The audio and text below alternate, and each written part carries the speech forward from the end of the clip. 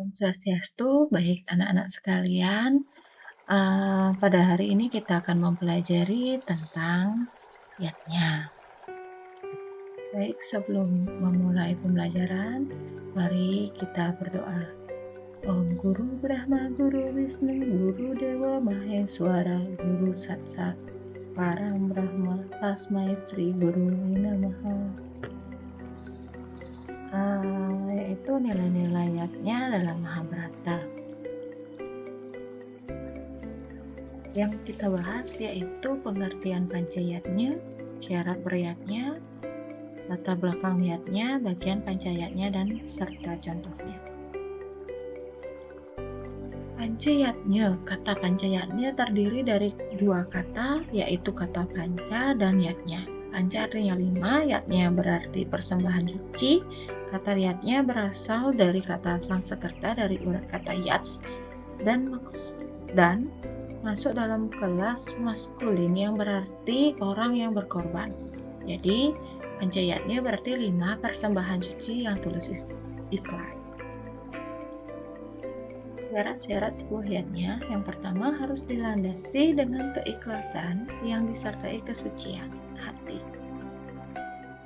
Selanjutnya didasari dengan cinta kasih yang diwujudkan dengan rasa bakti yang tulus, cinta kepada sesama, cinta kepada binatang, dan cinta kepada lingkungan.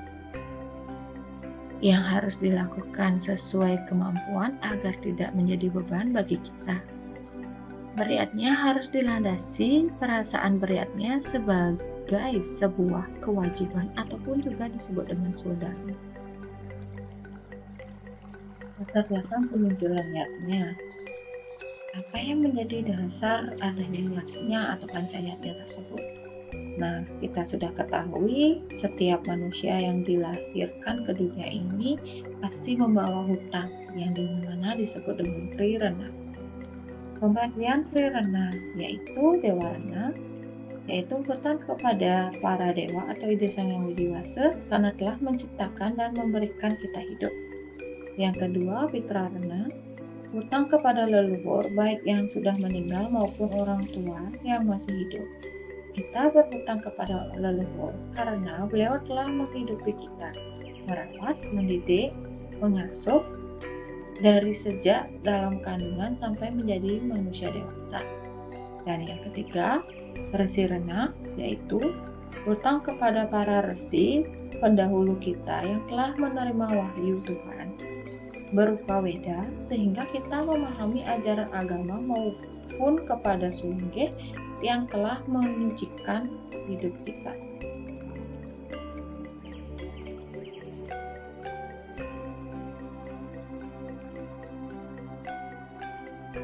Nah, kita lanjut pada pembagian pancayatnya. Ada dewa yatnya, pitra yatnya, resi yatnya, manusia yatnya, dan buddha yatnya. Apa itu dewa yatnya? Nah, dewa yatnya adalah suatu bentuk persembahan atau korban suci dengan tulus ikhlas yang ditunjukkan kepada sang pencipta atau ide sang yang widiwasa beserta dengan manifestasinya dengan bentuk trimurti. Nah, contoh-contoh pelaksanaan dewa yatnya dalam kehidupan kita sehari-hari ataupun yang pertama, melaksanakan puja trisandia setiap hari. Yang kedua, melakukan persembahyangan pada hari purnama dan tilam. Ketiga, melaksanakan persembahyangan pada hari raya di pura seperti Pilodalan, Hari Saraswati, Siwaratri, Galungan, dan Kuningan. Yang keempat, selalu berdoa sebelum dan sesudah melakukan kegiatan. Yang kelima, menjaga kesucian tempat suci ataupun pura. Yang keenam, mempelajari dan mempraktekkan ajaran agama dalam kehidupan sehari-hari. Yang kedua, fitrayatnya. Fitrayatnya adalah suatu bentuk persembahan atau korban suci yang ditunjukkan kepada Allah para leluhur dan batara-batara karena merekalah yang membuat kita ada di dunia ini hingga kita dewasa.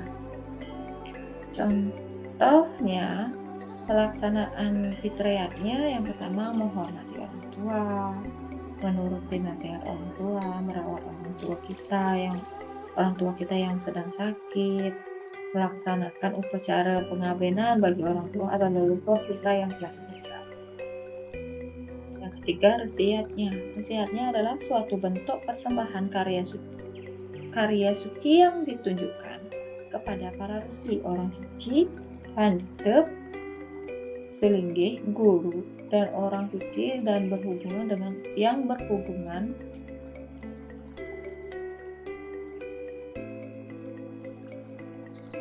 Resiatnya adalah suatu bentuk persembahan karya suci yang ditunjukkan kepada para resi, orang suci, pandita, sulinggih, guru, dan orang suci yang menghubungkan dengan agama Hindu.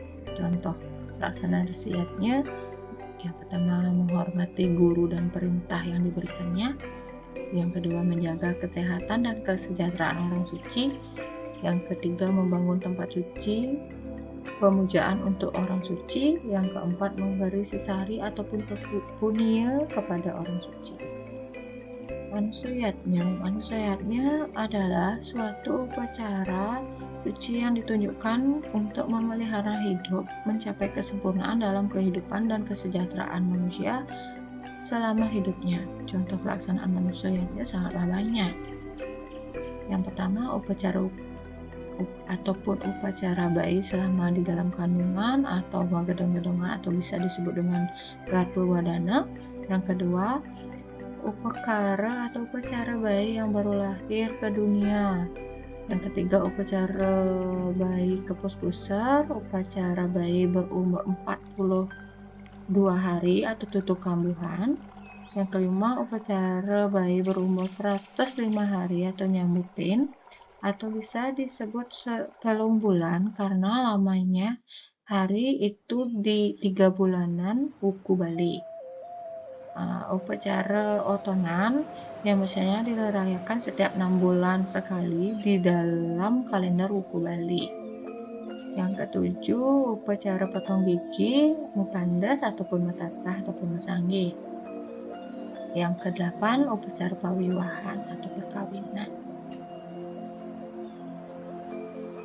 Yang kelima, Budayatnya adalah suatu upacara atau upacara suci yang ditunjukkan kepada butakala atau makhluk bawah. Contoh pelaksanaan budayatnya: yang pertama, upacara mencaru, membersih areal baik itu pura maupun natah di rumah atau ruang segahan untuk menetralkan sifat-sifat negatif yang berada di bumi. Upacara Panciwali Krama yang dilaksanakan dalam 10 tahun sekali, dilaksanakan di Pura Agung Besaki.